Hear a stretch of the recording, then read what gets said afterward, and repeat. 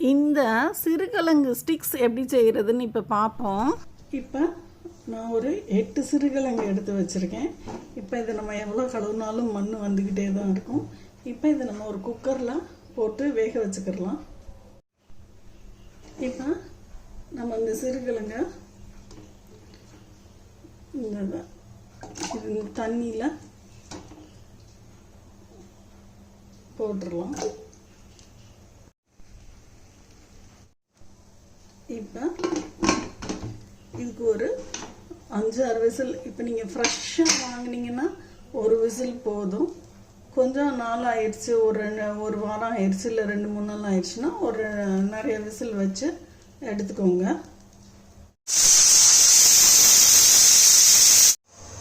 இப்போ நம்ம இந்த அடுப்பை ஆஃப் பண்ணிடலாம். இது நிறைய விசில் அடிச்சிருச்சு, அமர்த்திட்டோம். இப்போ நான் அந்த மிக்சியில் வந்து பொரிகடலை கொஞ்சம் போட்டு நான் நுணுக்கியிருக்கேன். இப்போ இதில்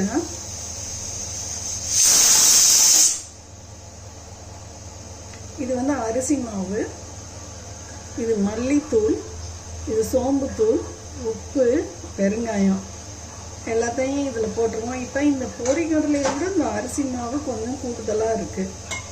போட்டுட்டு ஒரு 4 பூண்டு, தொலி உரிச்சாலும் சரி உரிக்கலைனாலும் சரி போட்டு, இந்த அளவு மிளகாய்த்தூள் ஒன்றா போட்டு ஒரே ஒரு சுற்று மட்டும் சுற்றிட்டு வந்துடலாம். இப்போ நம்ம இந்த அளவு நம்ம சுற்றி இருக்கோம். இது இருக்கட்டும். இது நம்ம ஒரு சின்ன அந்த பிளேட்டில் போட்டு வச்சுக்கிடலாம். இப்போ ஒரு விசில் ஓவர் நம்ம எடுத்துடலாம். உள்ள கிழங்கு எப்படி இருக்குன்னு பார்ப்போம்.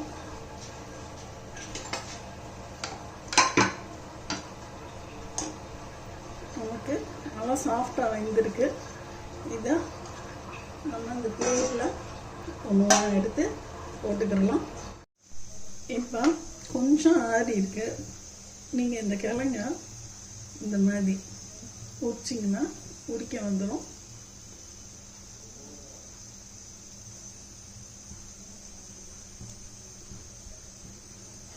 எல்லாத்தையும் இந்த மாதிரி நீங்கள் உரிச்சு எடுத்துக்கோங்க. இந்த மாதிரி உரிச்சு எடுத்துக்கோங்க. நம்ம இந்த மாதிரி உரிச்சிருக்கோம். இப்போ இதை கொஞ்சம் சின்ன பீஸாக அந்த மாதிரி கட் பண்ணிக்கோங்க. ஏன்னா நமக்கு ரொம்ப பெரிய பீஸ் தேவையில்லை. இந்த சைஸு கட் பண்ணி எடுத்துக்கோங்க. இப்போ நம்ம இந்த மாதிரி கட் பண்ணியிருக்கோம். இப்போ இந்த பொடி இருக்குல்ல, பொரிகடலை, அரிசி மாவு, சோம்பு, மல்லித்தூள், மிளகாத்தூள், உப்பு, பெருங்காயம், இதை வந்து நம்ம இந்த மாதிரி போட்டுக்கிடலாம்.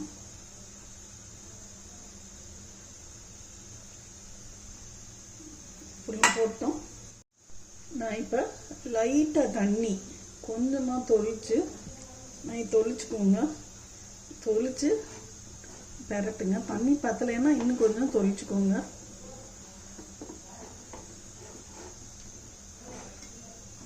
நம்ம பத்தலை, இன்னும் கொஞ்சம் தொளிச்சு இந்த மாதிரி பண்ணிக்கோங்க. இப்போ நம்ம இந்த மாதிரி பெரட்டியிருக்கோம். இதை நான் டேஸ்ட் பண்ணி பார்த்ததில் எனக்கு கொஞ்சோண்டு உப்பு கம்மியாக தெரியுது. இப்போ இந்த சமயத்தில் இன்னும் கொஞ்சோண்டு போட்டு பெரட்டிக்கிறேன். இந்த மாதிரி இந்த உப்பு வந்து எல்லா இடத்துலையும் படுற மாதிரி பண்ணிக்கோங்க. இது ரொம்ப நேரம் ஊறணும்னு தேவையில்லை. ஏன்னா பொரிகடலைங்கிறதுனால உடனே நம்ம போடணும். இப்போ நம்ம இந்த மாதிரி ஒரு சட்டி வச்சு ஆன் பண்ணிக்கிறோம்.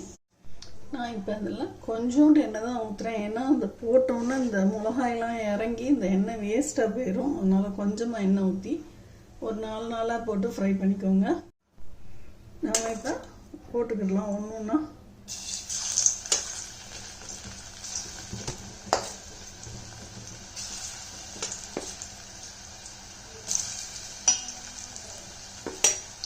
இது கொஞ்சம் வேகட்டும், அடுத்து போட்டுக்கிறோம்.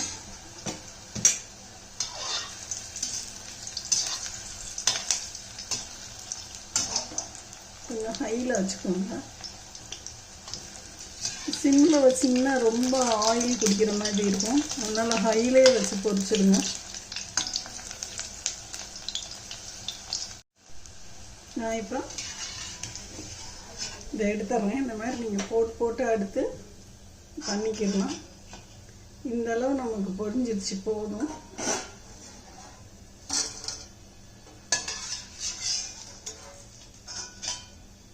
நம்ம அப்போ வேணுங்க நம்ம சூடாக போட்டுக்கிடலாம். இப்போ நான் இது எப்படி இருக்குதுன்னு காமிக்கிறேன்.